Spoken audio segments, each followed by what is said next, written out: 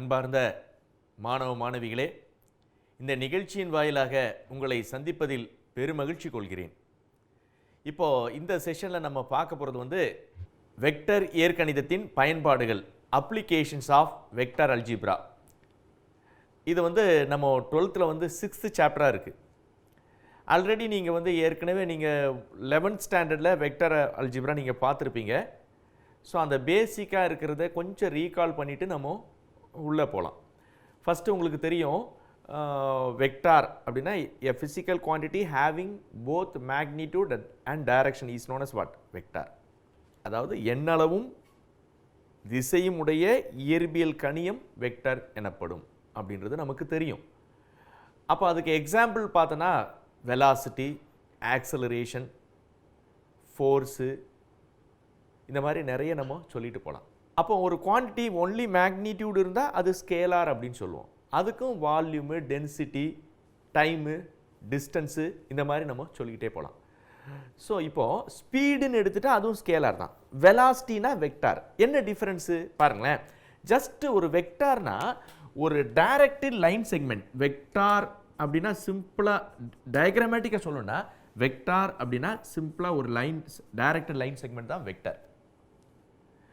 இப்போ அதே ஸ்கேலார், இது வெக்டார், இது ஸ்கேலார்னா தமிழில் திசை இருக்காது. அப்போ ஸ்கேலார். இந்த scalar just a line segment. சரி, இப்போ இது லைன் செக்மெண்ட் போது அது ஸ்டார்டிங் இனிஷியல் பாயிண்ட் இருக்கும், எண்டிங் பாயிண்ட் இருக்கும். இதுக்கும் இனிஷியல், எண்டிங். பட் இது எங்கே வேணால் நம்ம எப்படி வேணால் பண்ணிக்கலாம். இது ஏபி வெக்டார், இதை ரீட் பண்ணுறது இது ஏபி அப்படின்னு போடுவோம். பட் இதை பிஏன்னு கூட ரீட் பண்ணிக்கலாம். ஏன்னா இதில் ஸ்டார்டிங் எண்டிங்கிற மாதிரி ஆரோ மார்க் இல்லை பார்த்தீங்களா? ஸோ அதனால் ஸ்கேலார். ஸோ ஏன் இப்போ வெலாசிட்டி அப்படின்னும் போது அதுக்கு அந்த இடத்துல வெலாசிட்டின்னும் போது ஒரு பைக்குடைய வெலாசிட்டி அப்படின்னும் போது அதுக்கு மேக்னிடியூடு இருக்கும், டைரக்ஷன் ரெண்டுமே இருக்கும். ஆனால் ஸ்பீட் ஆஃப் த பைக் அப்படின்னும் போது அங்கே டைரக்ஷன் இஸ் இம்மெட்டீரியல். அங்கே திசை ஒரு பொருட்டே கிடையாது. எப்போவுமே அவன் சில பேர் அது குறைய சொல்லுவாங்க. எப்போவுமே அவன் பைக் எடுத்தால் ஒரு 80 கிலோமீட்டர் ஸ்பீடு. ஏன்னா அந்த மாதிரி 80 கிலோமீட்டர் ஸ்பீடு அப்நார்மல். ஸோ அந்த மாதிரி போகிறது நல்லதில்லை. ஏன்னா அப்படி அதனால் நிறைய விபத்துகள் நடக்கிறதுக்கான வாய்ப்பு இருக்குது. ஸோ அப்போ ஸ்பீடுன்றது அந்த ரெஸ்ட்ரிக்டாக இருக்கணும் அப்படின்றது அது சொல்ல வரும். சரி, இப்போ இதில் பாருங்கள். அப்போது ஸ்பீடு அப்படின்னும் போது ஒன்லி மேக்னிடியூட். ஒரு 80 கிலோமீட்டர் ஸ்பீடு அப்படின்னா என்னது? அது எந்த டைரக்ஷன் வேணால் இருக்கலாம் அப்படின்றது. அப்போ அந்த 80 கிலோமீட்டர் ஸ்பீடுன்றது அதிகன்றதை நீங்கள் புரிஞ்சுக்கணும். வேகம் விவேகம் கிடையாது. சரி, இப்போ பாருங்களேன். இப்போ இதில் அந்த ஸ்பீடு அப்படின்னும் போது ஒன்லி மேக்னிடியூடு மட்டும்தான் இருக்கும். ஆனால் வெலாசிட்டின்னும் போது அங்கே மேக்னிடியூட், டைரக்ஷன் ரெண்டு இருக்கும். அதனால தான் அது வெக்டர் குவான்டிட்டி.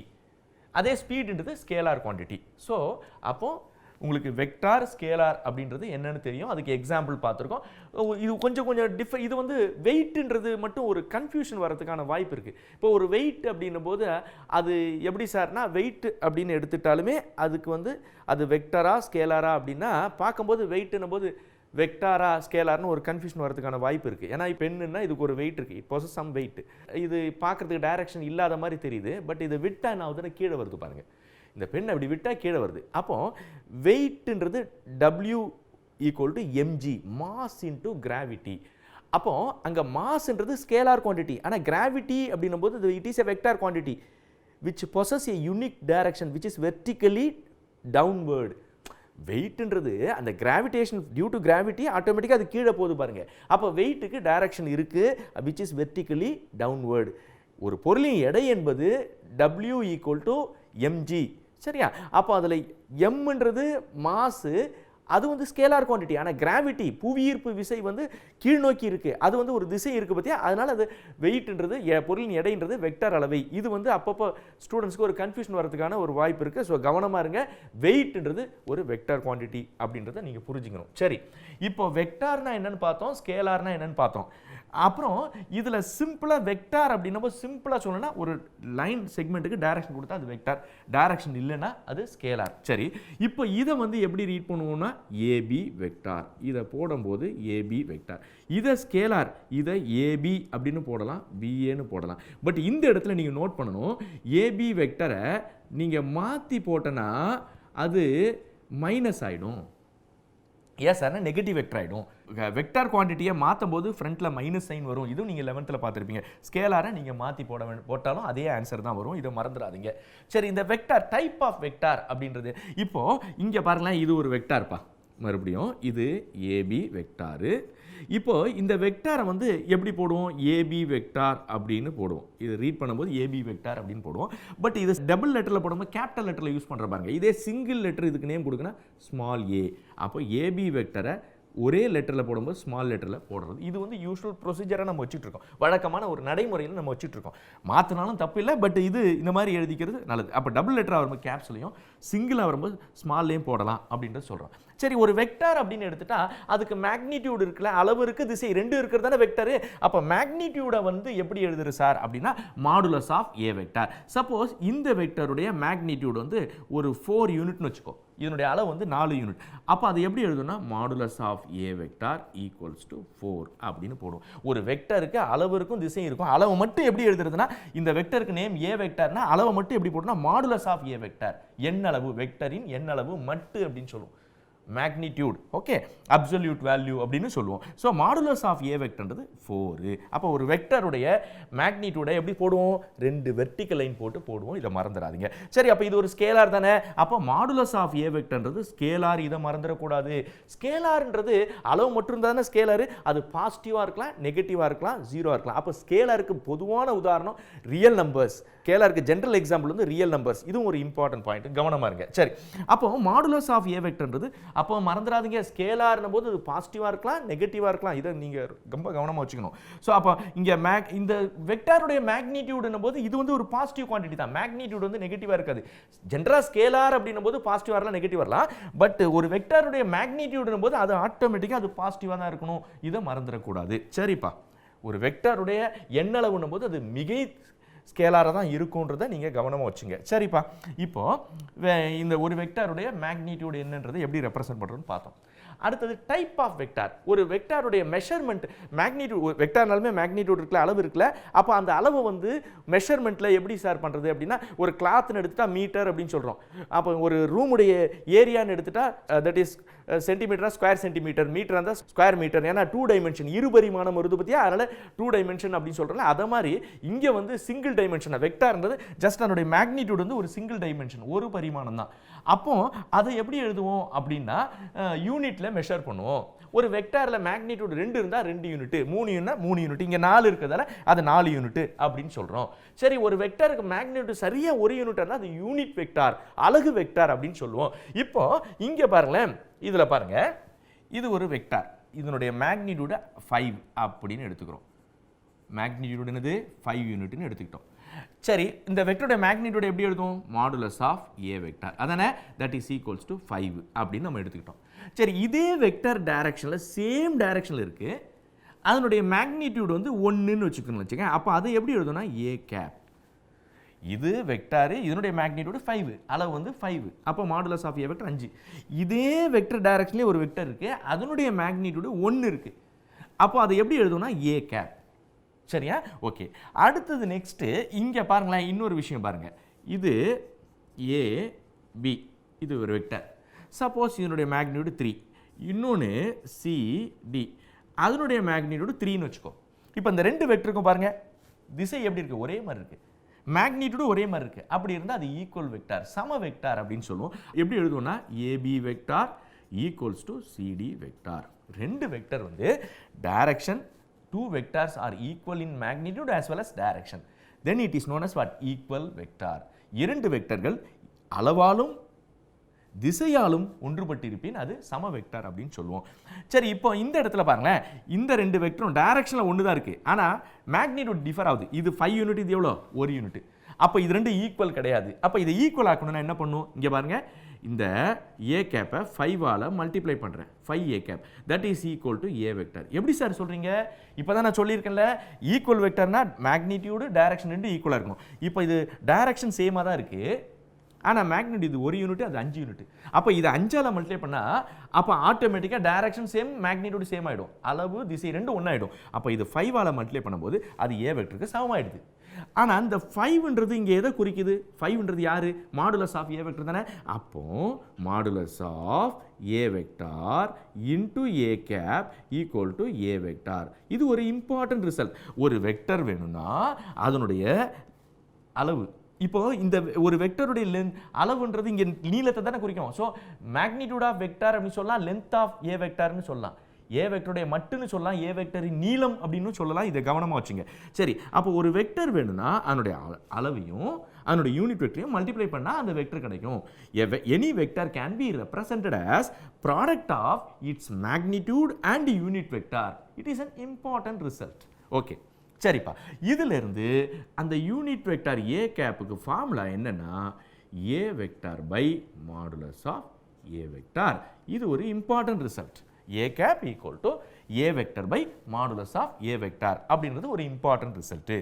சரி, இப்போ நம்ம வந்து வெக்டார் பார்த்தோம், ஸ்கேலார் பார்த்தோம், அதுக்கு எக்ஸாம்பிள்லாம் பார்த்துருக்கோம். அடுத்தது ஈக்குவல் வெக்டார்னா என்னன்னு பார்த்துருக்கோம், யூனிட் வெக்டார்னா பார்த்துருக்கோம். ஒரு வெக்டருக்கு மேக்னிடியூட இல்லை அப்படின்னு வச்சுக்கோ, அது ஜீரோ வெக்டார், தட் இஸ் பூஜ்ய வெக்டார் அப்படின்னு நம்ம சொல்லுவோம்.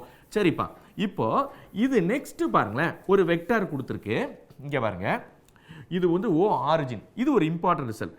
ஏ வந்து ஒரு பாயிண்ட், எனி பாயிண்ட், இதை ஜாயின் பண்ணால் அந்த லைன் செக்மெண்ட் என்ன சொல்லுவோம், டைரக்ட் லைன் செக்மெண்ட் வெக்டார் தானே சொல்லுவோம். அப்போ இது வெக்டார். இந்த வெக்டார் இது வந்து ஆரிஜின் சொல்கிறோம், இது ஏ எனி பாயிண்ட். ஸோ இது லைன் ஜாயின் பண்ணி டைரக்ட் கொடுத்தா அது பொசிஷன் வெக்டார்னு சொல்கிறோம். ஏன் சார்னா இந்த ஏன்ற பாயிண்ட் எங்கே இருக்குன்னு தெரியாது, we don't know the whereabouts of ஏ.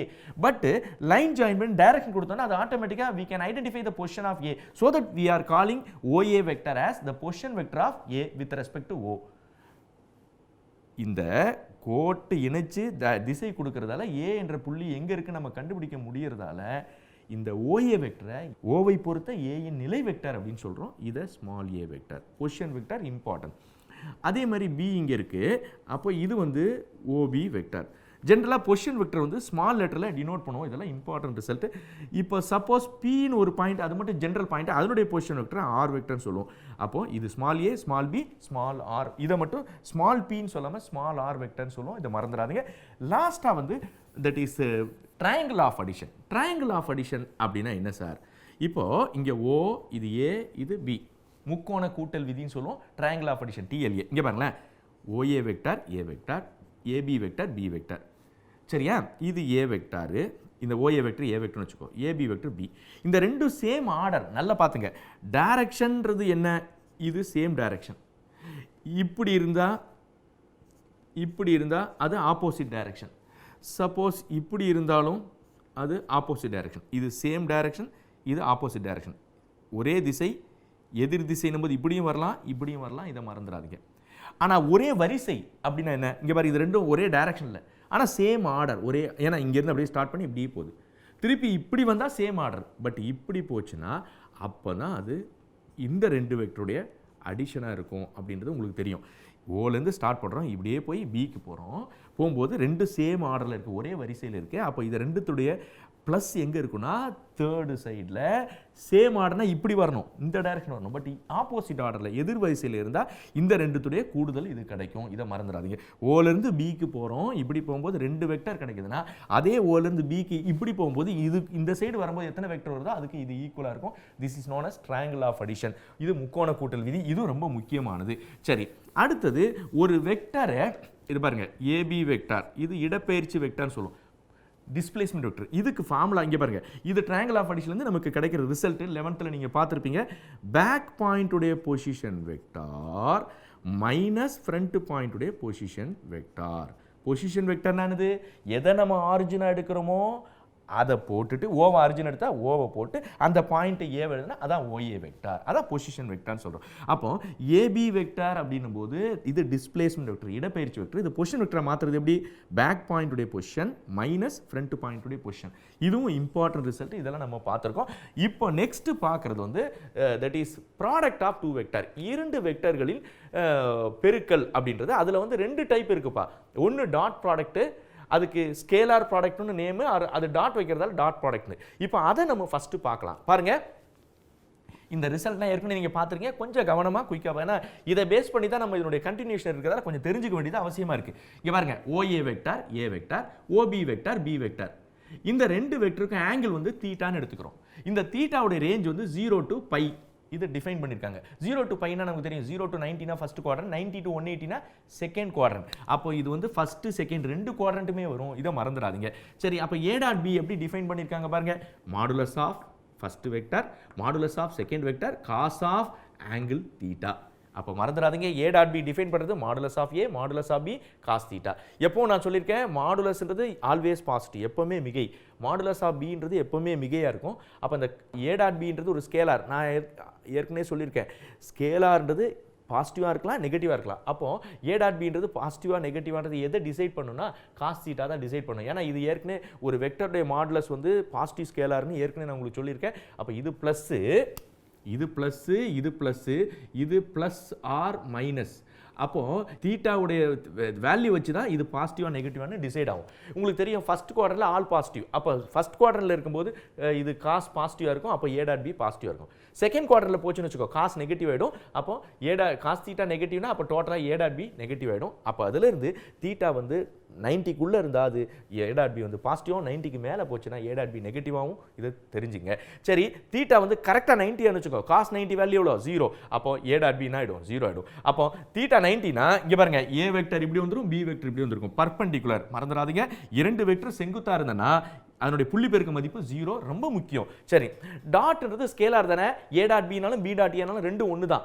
எப்படி சார்னா நான் சொன்னேன்ல, ஸ்கேலாரை ab ba எப்படி வேணா போடலாம், ஆனால் வெக்டரை மாற்றும் போது சைன் மாறும். அப்போ இது ஸ்கேலார் ப்ராடக்ட் அப்படின்றதால ஸ்கேலாராக இருக்கிறதால a டாட் bனாலும் b டாட் aனாலும் ஒன்று தான். எப்படி சார் சொல்கிறீங்க அப்படின்னா இங்கே பாருங்க, இதான் a வெக்டர், இங்கே b வெக்டர், இது ஃபர்ஸ்ட் குவார்டரில் தீட்டா இப்படி இருக்கு. அதே b டாட் ஏனும்போது அதுக்கு b வந்து கீழே வரும்போது அது ஃபோர்த் குவார்டரில் வரும். நமக்கு தான் தெரியுமே, ஃபர்ஸ்ட் குவார்டரில் ஆல், செகண்டில் சைன், தேர்டில் வந்து டேனு, ஃபோர்த்தில் காசு. காசை பொறுத்தல ஃபர்ஸ்ட்லேயும் பாசிட்டிவ், ஃபோர்த்லேயும் பாசிட்டிவ்.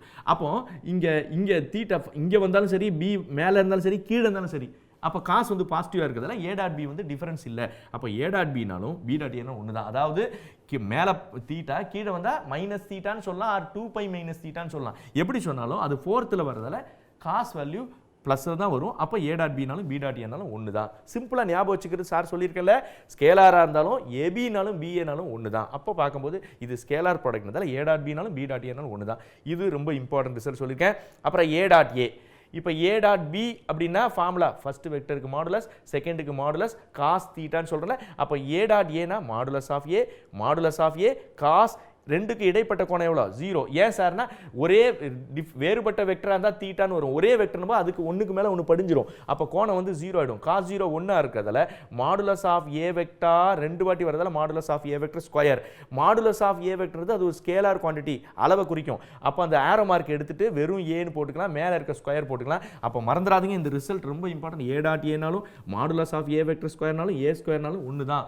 ஸோ இந்த ரிசல்ட்லாம் நீங்கள் தரவாக இருந்தால் தான் நீங்கள் ப்ராப்ளம் போகும்போது ஈஸியாக இருக்கும். சரி, அப்புறம் MA டாட் NB டாட் வைக்கும்போது நடுவில் ஸ்கேலார் MNன்றதெல்லாம் ஸ்கேலார் இருந்தால் அதை தூக்கி வெளியே வச்சுட்டு A டாட் பின்னு போடணும். அதாவது dot should be occur in between two vectors only.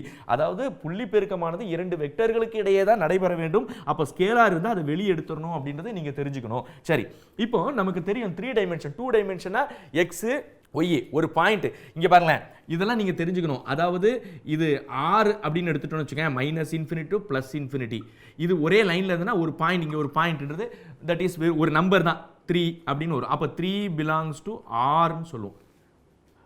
அதே வந்து இங்கே வந்து 2 டைமென்ஷன் வச்சுக்கோ, 2 டைமென்ஷன். அப்போ பாயிண்ட் வந்து எக்ஸ் கமா ஒய்ன்னு வரும்ல, அப்போ 2,3. இப்போ வந்து பிலாங்ஸ் டு ஆர் ஸ்கொயர், இருபரிமாணம். ஆர் ஸ்கொயர் இருபரிமாணம், 2 கோஆர்டினேட் இருந்தால் ஒரே ஒரு பாயிண்ட் ஒரு லைனில் மட்டும் இருந்தால் அது 3 பிலாங்ஸ் டு ஆர், மெய் எண்கள் சொல்லுவோம். அதே ஒரு பாயிண்டாக இருந்துன்னு வச்சுக்கோ, அது 2 டைமென்ஷன் எக்ஸ் ஒய் 2 வரும். அப்போ அது ஆர் பவர் 2 டைமென்ஷனா பவர் 2 ஆகிடுது பாருங்க. இதே வந்து சில நேரத்தில் 2, 3, 5 இப்படி 3 கோஆர்டினேட் வரும், முப்பரிமாணம். அப்போ 3 டைமென்ஷன் அது பிலாங்ஸ் டு ஆர் பவர் 3. இதை மறந்துடாதீங்க, 3 டைமென்ஷனா ஆர் பவர் 3, சிங்கிள் டைமென்ஷனா 6, 2 டைமென்ஷனா ஆர் ஸ்கொயர், 3 டைமென்ஷனா ஆர் பவர் 3ன்றது நீங்கள் நோட் பண்ணிங்க. 3 டைமென்ஷனா எப்படி சார் இருக்கும் பாருங்க, X axis, Y axis, Z axis. ஒரு வாலுடைய கார்னரை பாருங்க, ஒரு சுவருடைய மூலையை பார்த்தனா எக்ஸ் அச்சு இப்படி இருக்கும், ஒய் அச்சு இப்படி இருக்கும், மேலே வந்து இசட் அச்சு போயிட்டு இருக்கும். சரி, இப்போ யூனிட் வெக்டர் வந்து யூஸ்வலாக யூனிட்னா மாடுலஸ் 1 இருந்தால் யூனிட் சொல்லுவோம். அப்போ இது I cap, J cap, K cap. இது என்ன சார்னா இது ஃபிக்ஸ்டாக ஸ்டாண்டர்டாக நம்ம வச்சுக்கிறோம். எக்ஸ் அச்சில் அலகு வெக்டர் ஐ, ஒய் அச்சில் ஜே, இசட் அச்சில் கே. சரி, இப்போ I dot I J dot J K dot K value எவ்வளோ 1. எப்படி சொல்கிறீங்க சார்னா, இப்போ தானே சொன்னேன் A டாட் ஏன்னா அதனுடைய மாடுலஸை ஸ்கொயர் பண்ணுறதுக்கு ஈக்குவல். யூனிட் வெக்டர்னா அப்போ மாடுலஸை ஸ்கொயர் பண்ணது 1 தானே. அதனால தான் I dot I J dot J K dot K 1. எப்படின்னா ரெண்டு வெக்டர் ஒரே மாதிரி இருந்தனா அது மாடுலஸை ஸ்கொயர் பண்ணுறதுக்கு ஈக்குவல். அப்போ I டாட் ஐனா அதனுடைய மாடுலஸ்ன்றது மாடுலஸ் ஆஃப் ஐ எவ்வளோ 1 தானே, அலகு வெக்டர். அப்போ அது ஸ்கொயர் பண்ணாலும் 1 தான். சரி, டிஃபரெண்டாக எடுத்தால் வேல்யூ என்ன வரும்? 0. எப்படி சார்னா, உங்களுக்கு தெரியும் பர்பெண்டிகுலர் இருந்தால் டாட் வேல்யூ எவ்வளோ 0. இப்போ ஐயும் ஜேவும் பர்பெண்டிகுலர். ஏன்னா எக்ஸ் இப்படி ஒரு வாலுடைய காரணம் இப்படி போகணும், இன்னொன்று இப்படி போகுதுன்னா ரெண்டும் பர்பெண்டிகுலர். அப்போ இடைப்பட்ட கோணம் என்ன வரும்? 90 தானே. அப்போ அதனால 0 வந்துடுது, மறந்துடாதீங்க. சரி, ரெண்டு வெக்டர் கொடுத்துட்டாங்க to a 3 dimensionல a1i plus a2j plus a3k. b vector வந்து b1i plus b2j plus b3k. ரெண்டு வெக்டர் கொடுத்திருக்கு. இப்போ ரெண்டுக்கும் டாட் ப்ராடக்ட் புள்ளி பெருக்கம் அப்படின்னும்போது உங்களுக்கு என்ன வருது அப்படின்னா, ரெண்டு வெக்டர் டாட் எப்படி வரும் அப்படின்னும்போது இங்க நல்லா கவனிச்சுங்க. a டாட் b அப்படின்னும்போது a1b1 a2b2 a3b3. எப்படி சார்னா அந்த கோஎஃபிஷியன்ட்டை மல்டிப்ளை பண்ணும். 11th நம்ம பார்த்திருப்போம். எப்படின்னா i டாட் i னா 1, அப்போ a1b1, i டாட் j னா 0, i டாட் k 0. அதே மாதிரி j டாட் i என்ன வரும்? 0. ஏன்னா வேறுபட்டு எடுத்தா 0. J டாட் J வந்து 1 ஆயிடும், அப்போ A2B2. அடுத்து J டாட் K 0. அடுத்த மாதிரி K dot I 0, K dot J 0, K dot K 1 ஆயிடும், அப்போ A3B3. ஸோ அப்போ A டாட் Bக்கு வாய்ப்பாடு வந்து மறந்துடாதீங்க, அந்த கெழுவை பெருக்கணும், இதை மறந்துடக்கூடாது. அப்புறம் A vector plus B vector whole square நம்ம சேம் ஸ்கொயர் அப்படின்னாலுமே ரெண்டு வெக்டர் டாட், அதே same vector dot.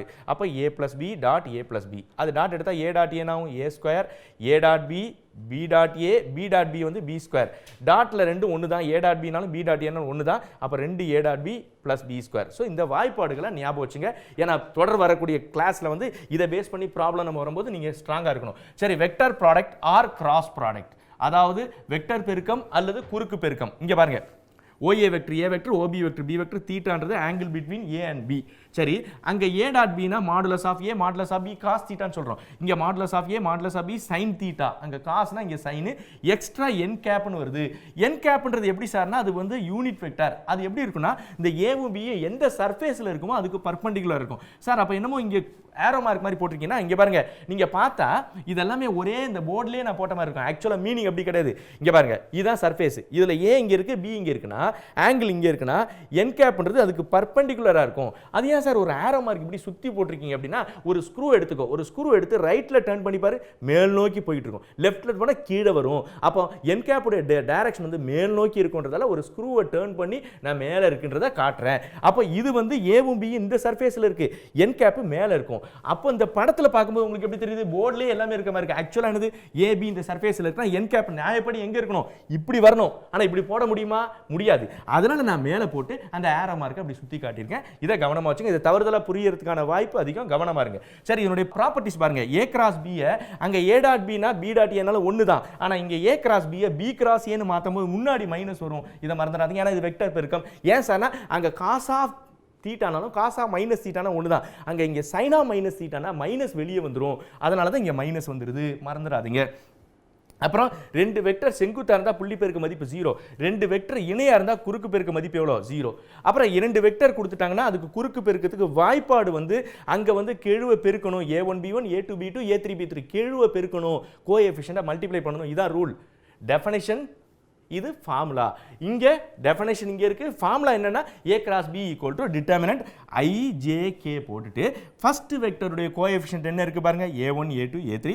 Second வெக்டருடைய coefficient எவ்வளோ? B1 B2 B3.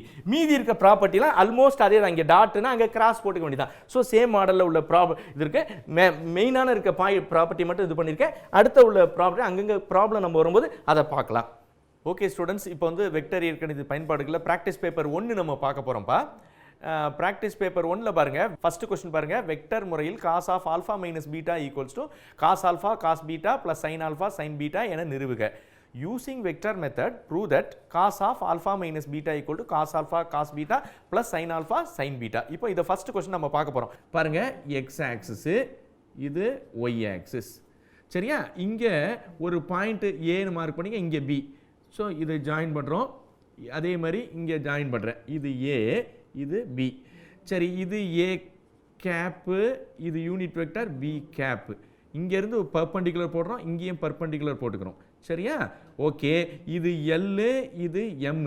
சரியா? இது O. இது யூனிட் வெக்டர் வந்து இது வந்து I கேப்பு, இங்கே வந்து J கேப்பு. சரியா? அடுத்தது இந்த ஏன்றது ஃபார்ம் பண்ணுற ஆங்கிள் வந்து ஆல்ஃபான்னு எடுத்துக்கிறோம், இது வந்து பீட்டான்னு எடுத்துக்கிட்டா மீதி இருக்கிற இந்த கோணம் வந்து ஆல்ஃபா மைனஸ் பீட்டா. ஸோ இந்த டயக்ராமுக்கு இங்கே பாருங்க ஒரு மார்க்கு. இப்போ ட்ரையாங்கிள் ஆஃப் அடிஷனில் பாருங்களேன், OA vector equals to OL vector plus LA vector. OA vector equals to OL vector plus LA vector.